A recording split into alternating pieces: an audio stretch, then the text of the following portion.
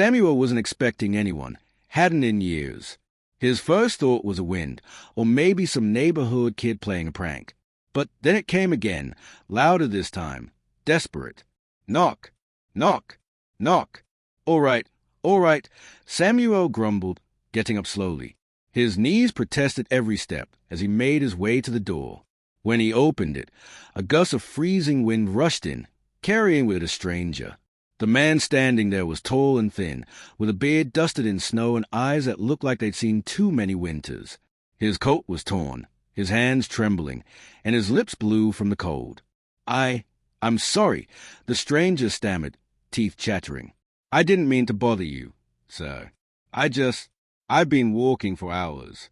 Nowhere else had light. Samuel hesitated. He could barely feed himself, and here was another mouth to feed. But then he looked into the man's eyes.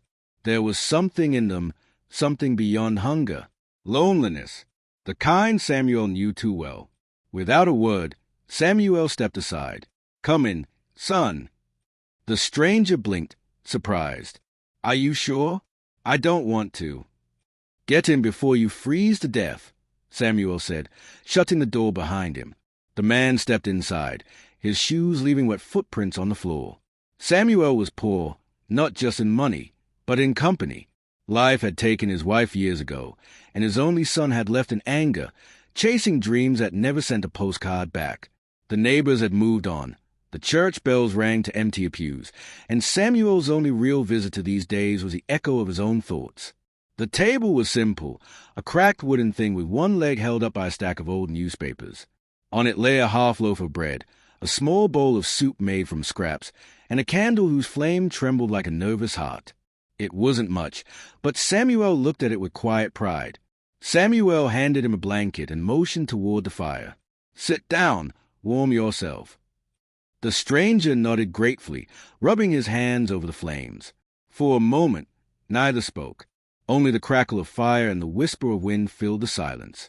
Samuel cleared his throat. You look like you've been through a storm. Something like that, the stranger replied. My name's. He stopped himself, eyes flickering downward. Call me David. Samuel smiled faintly. Well, David, I don't have much, but it's Christmas. You'll stay for dinner. David's eyes softened. I'd be honored. As they sat down at the tiny table, Samuel noticed something peculiar. The stranger had a way of looking around, not with judgment, but with a kind of quiet recognition, as if every detail of the small house meant something to him. The candlelight flickered between them, and for a brief moment, Samuel felt as if he were dining with an old friend rather than a stranger. They ate slowly, savoring every bite of soup and bread. Thank you, David said finally. Most people wouldn't have opened the door. Samuel chuckled. Most people don't knock on mine. But I've learned something about life. You don't lose anything by being kind. Sometimes you gain more than you expect. David looked up sharply, studying Samuel's face. Do you always believe that? Samuel leaned back in his chair. I have to. Otherwise, what's left? For a long moment, neither spoke. Then David said something that made Samuel's heart skip a beat. You remind me of someone I once knew. A man who gave everything, even when he had nothing. Samuel's brow furrowed. Who was he? David smiled, but there was something mysterious in his smile, something both knowing and sad. Maybe I'll tell you after dessert. Samuel laughed. Dessert? You're assuming I have one. I think you do, David said quietly, glancing at the small cupboard behind him. Samuel turned, puzzled. Inside that cupboard was a jar of honey, the last one his late wife had made before she died. He hadn't touched it in years. Somehow, the stranger knew. How did you? Samuel began, but David just smiled again. Call it a lucky guess. They shared the honey, drizzling it over the remaining bread, and as they ate, Samuel felt something he hadn't in a long time. Warmth, not from the fire, but from the presence of another soul who saw him, truly saw him. Hours passed like minutes. They talked about life, regrets, faith, and forgiveness. Samuel found himself telling stories he hadn't spoken aloud in years, stories about his wife, his son, his lost hope. David listened with quiet attention, as if each word mattered. Finally, as the clock struck midnight, David stood up. "You've given me something priceless tonight, Samuel," he said softly. "Kindness." Samuel smiled weakly. "And you've given me company." David's eyes glimmered. "I'll never forget this night." And then, without another word, he walked to the door, opened it, and disappeared into the snow. Samuel stood there for a long moment, the cold wind brushing against his face. Something about the man felt unreal. He walked back to the table and sat down, his heart strangely light. For the first time in years, he whispered a prayer before sleeping. Outside, the snow fell quietly. The candle flickered one last time and went out. But when Samuel woke the next morning, something impossible had happened. The half loaf of bread on the table, the one they'd shared, was whole again, and beside it lay a folded note in unfamiliar handwriting. It read, "When you give from the heart, you never give in vain. Merry Christmas, Samuel." They say miracles happen quietly, not with lightning or thunder, but in whispers. And that Christmas morning, Samuel Reed woke to one such whisper. The old man rubbed his eyes, blinking at the table. He could have sworn he was dreaming. The bread, the same half-loaf he and the stranger had eaten, was whole again, fresh, as if it had just come out of an oven. The soup bowl, once empty, was full to the brim, steaming gently. And beside it lay the note. The handwriting wasn't his. The paper was clean, crisp, too clean for his dusty home. When you give from the heart, you never give in vain. Samuel read it again and again, as if the words might rearrange themselves into sense that he looked around the room. Nothing else seemed different, and yet everything did. The air felt lighter. The silence didn't feel so heavy anymore. He rose, his knees aching, and shuffled to the door. Snow still blanketed the world outside, unbroken except for 2 sets of footprints, his own and another set that led away from the house. But halfway down the path, those second prints just stopped. No drag marks that no fading pattern. They ended suddenly, vanishing into the untouched snow as if the stranger had simply dissolved into the air. Samuel stared for a long moment. "That's not possible," he muttered. He took a few cautious steps forward, his breath fogging the cold morning air. He bent down, touching the last footprint. It was real, the edges sharp, frozen into the snow. But beyond it, nothing, just white. He straightened slowly, his heart pounding. "David," he called out, "are you out there?" Only the wind answered, whistling through the pines. He stood there for a long while before finally heading back inside, locking the door behind him. He sat by the fire, staring at the untouched loaf of bread. Hunger urged him to eat, but something about it felt sacred, untouchable, like it wasn't really food anymore, but a message.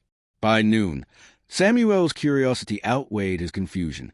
He put on his old coat, grabbed his walking stick, and trudged down the snowy road into town. He needed answers, or at least someone who might believe him. Samuel stood there for a long moment, the cold wind brushing against his face. Something about the man felt unreal. He walked back to the table and sat down, his heart strangely light. For the first time in years, he whispered a prayer before sleeping. Outside, the snow fell quietly. The candle flickered one last time and went out. But when Samuel woke the next morning, something impossible had happened. The half loaf of bread on the table, the one they'd shared, was whole again, and beside it lay a folded note in unfamiliar handwriting. It read, "When you give from the heart, you never give in vain. Merry Christmas, Samuel." They say miracles happen quietly, not with lightning or thunder, but in whispers. And that Christmas morning, Samuel Reed woke to one such whisper. The old man rubbed his eyes, blinking at the table. He could have sworn he was dreaming. The bread, the same half-loaf he and the stranger had eaten, was whole again, fresh, as if it had just come out of an oven.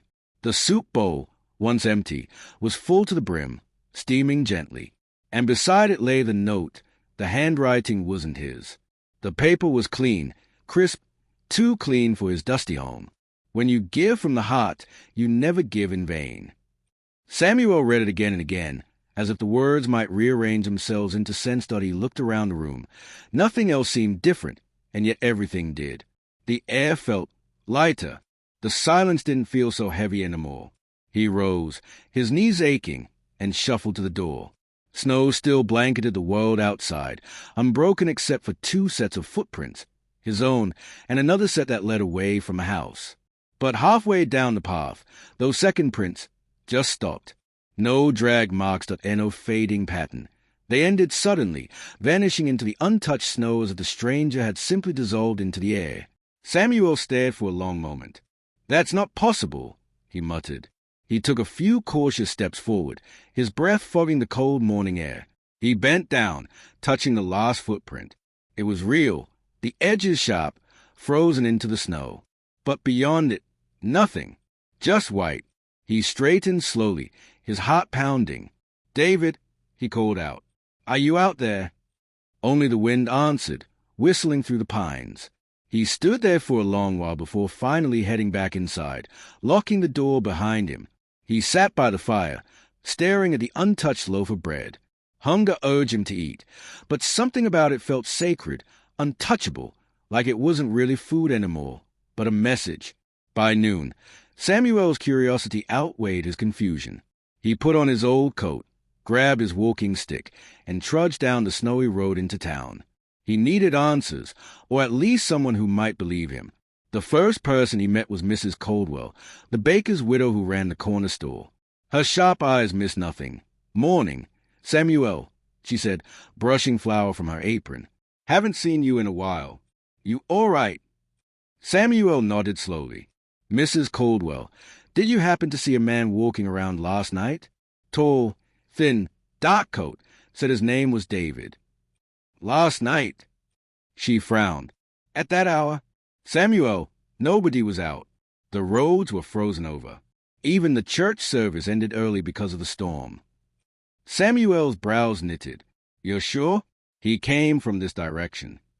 "I'm sure, dear. If anyone had been traveling, the constable would have known. Dangerous weather to be out in." Samuel hesitated, then added quietly, "He stayed at my house last night. Had dinner with me." Mrs. Coldwell blinked, surprised. "You had company?" He nodded. "A stranger. Knocked on my door around 9. Seemed cold. Hungry. I let him in." She looked uneasy now. "Samuel, there wasn't a soul on the road. I would have seen footprints by my shop this morning. Are you sure you weren't dreaming?" Samuel didn't answer. He thanked her and left, but her words rattled in his head. Was it possible he had imagined the whole thing? The warmth, the laughter, the conversation? He made his way next to the small church on Maple Street. The pastor, Father Gregory, was sweeping snow from the steps. "Samuel," the pastor called. "Merry Christmas, old friend." "Merry Christmas," Samuel replied, forcing a smile. "Father, can I ask you something strange?" The pastor laughed. "You've come to the right man for strange questions." Samuel hesitated. If someone appeared out of nowhere, a stranger, you share what little you have, and then he vanishes. Could it mean something? Father Gregory paused, resting his broom. "That depends on what you believe, Samuel. Some say angels still walk among us, not with wings and halos, but with tired eyes and dusty shoes." Samuel's heart thudded. "You think he could have been an angel?" The priest smiled gently. "I think you gave from your heart, and heaven saw it.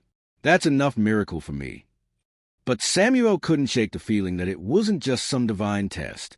There was more, a hidden piece of the puzzle. The way David had known about the honey jar. The way he'd looked at the house, almost like he recognized it. That night, Samuel couldn't sleep. The note lay on his nightstand, glowing softly in the candlelight. Over and over, he replayed the conversation in his head. "You remind me of someone I once knew. Maybe I'll tell you after dessert." Who had he meant, and why had he vanished before explaining? By morning, Samuel decided he needed proof, not just faith. He opened his old chest at the foot of his bed and pulled out a photo album. Most of the pictures were faded, corners curling from age. There was his wife, smiling with flour on her face. His young son, standing by the river. And then, buried in the back, a photo that made Samuel's hand tremble. It was taken almost 25 years ago, A Christmas photo. He and his son, Daniel, sitting by the same wooden table, beside a loaf of bread that looked strangely familiar. Daniel was only 10 in the picture, but his eyes... Samuel's breath caught, those eyes. He grabbed the note from his nightstand, laying it beside the photograph. The handwriting, the loops of the D, the slant of the R, even the curve of the Y, matched perfectly with the way his son used to write. His son Daniel David. He whispered the names under his breath. The letters weren't far apart. Could it be? A chill ran through him, one that had nothing to do with the cold. Daniel, he whispered. Is that you?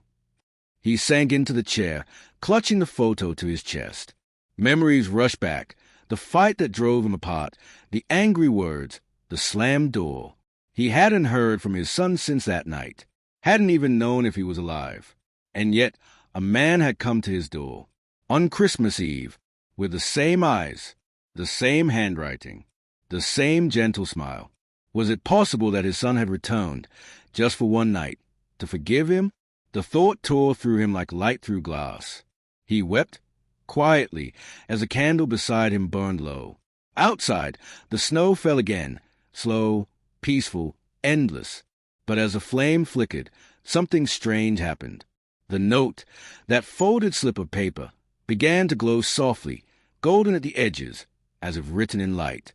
Samuel leaned forward, heart pounding, and before his eyes, one more line appeared beneath the original message, forming slowly as if by unseen hands. Forgive yourself, Father. I already have. Samuel didn't sleep that night. How could he? Every time he closed his eyes, he saw those words burning in his mind like they'd been carved into his soul. Forgive yourself, Father. I already have. He had watched that extra line appear on the note with his own eyes. No tricks. No draft from the window. No ink bottle nearby. The letters had bloomed, stroke by stroke, like someone was writing from the other side of the air. And behind the words was a face, a younger face, 25 years younger, of a boy he once knew better than himself. A boy who'd slammed the door and never come back. A boy named Daniel. His son. As dawn broke, the light creeping slowly across the floorboards, Samuel sat at the little table where it had all begun. The bread was still there, untouched. The sight of it felt like a question. He stared at the note again. Forgive yourself, he whispered. I don't even know what happened to you. That was the wound that never healed. The not knowing. Most people assumed Samuel's sadness was just the usual kind that came with age. But his sorrow had a specific shape. It looked like a missing chair at the table, like an unanswered letter, like a voice that stopped halfway through the word Dad and never finished it. That morning, something changed in him. For years he had accepted his loneliness as a kind of punishment. He had believed it was too late to fix anything. Too late to look. Too late to say I'm sorry to a face that might not even be alive to hear it. But now he had a stranger who looked like his son. A miracle loaf of bread that shouldn't exist. And a note that wrote back. Enough, Samuel muttered to himself. If heaven wants to send messages, I'll listen. But I'll also move my own feet. He put on his coat again, this time with purpose. His walking stick felt less like a crutch and more like a weapon against the years that had frozen him in place. He had one question echoing in his heart. What happened to Daniel Reed? The first place he went was the town hall. Maple Hollow's town hall wasn't grand or impressive. It was a squat brick building with a sagging roof and a bell that only rang when the clerk's grandson pulled the rope for fun. Inside, it smelled like old paper and older secrets. Behind the main desk sat Harold Finch, the town clerk. Harold had catalogued every birth, marriage, and death in Maple Hollow for the past 30 years. If anyone knew what had become of Daniel, it would be him, or his ledgers. Samuel, Harold said, looking up from a stack of forms. Haven't seen you here since. Well, since taxes mattered to you. Samuel forced a tired smile. I need your help, Harold. I'm looking for information about someone. About my son. Harold sobered instantly. Everyone knew there was a story there, even if nobody knew the details. Of course, he said gently. What do you need to know? Anything you have on Daniel Reed. Birth records, school, employment, if he left town. Samuel swallowed. If there's a death certificate. Harold's eyes flickered with concern, but he didn't ask questions. Instead, he stood and walked to the back room, where rows of dusty shelves leaned under the weight of ledgers. Samuel waited, his heart pounding with each rustle of paper. He remembered the last time he'd said his son's full name like that. It had been in anger. Daniel Reed, as long as you live under my roof, you'll follow my rules. The memory stabbed him so sharply he nearly doubled over. Harold returned a few minutes later with 2 thick books and a thin, newer folder. He set them on the desk with a soft thud. "Birth record is here," he said, opening the first book. "Daniel Reed, born December 3rd, 19. Parents Samuel and Margaret Reed. That's all normal." Samuel nodded, his eyes skimming the familiar ink strokes. Harold moved to the second book. "This one has address changes, departures, things like that." He ran his finger down the page, scanning. "Hey, Daniel Reed. Left Maple Hollow at age 19. Destination listed as the city, no forwarding address." The city, like that was an actual name. Just a vague, huge, hungry place. Samuel felt his chest tighten. Nothing after that. Harold hesitated. His fingers rested on the thin folder he'd brought. "There's one more entry, but it's not in the main ledger." He opened the folder slowly. Inside was a single piece of paper. Not the official, cold clarity of a death certificate. Samuel exhaled in relief at that, but a photocopied document. Harold cleared his throat. About 10 years ago, the city sent a notice to Maple Hollow, asking for confirmation of local relatives. A man had given this town as his birthplace when he was admitted to the hospital. Samuel's fingers trembled. "What man?" Harold turned the page so Samuel could see. There it was. In black and white patient name, Daniel S. Reed, condition, critical status, unclaimed. No known local contacts reached. There was a date. There was a hospital name. But beneath that, in blue ink, was a final note scribbled by someone in Maple Hollow. No response from father. Letters returned. Samuel's blood turned to ice. "What letters?" he rasped. "I never got any letters." Harold looked genuinely confused. "We sent them, Samuel. Several. We used the address we had on file, your old house near the mill, before you moved to the outskirts. They all came back marked no longer resident or undeliverable. We tried asking around, but by then you'd disappeared a bit, too." Samuel sank into the nearest chair. While he'd been drowning silently in guilt and pride, somewhere out there his son had written Maple Hollow on a form, probably with shaking hands. He had remembered this forgotten town. He had thought of home. And the town had called out to Samuel, but the message had bounced off empty walls. "So I never answered," Samuel whispered. "And he must have thought I didn't care." Harold's voice was soft. "We never heard from the hospital again. We don't know if he—" "Don't say it," Samuel cut in, his voice cracking. He couldn't bear to hear the word died attached to his son. "Not yet. Not from a ledger." Harold hesitated, then said, "There's an address here. The hospital. It's a long way from Maple Hollow. Samuel, especially for you." Samuel's grip tightened on his walking stick.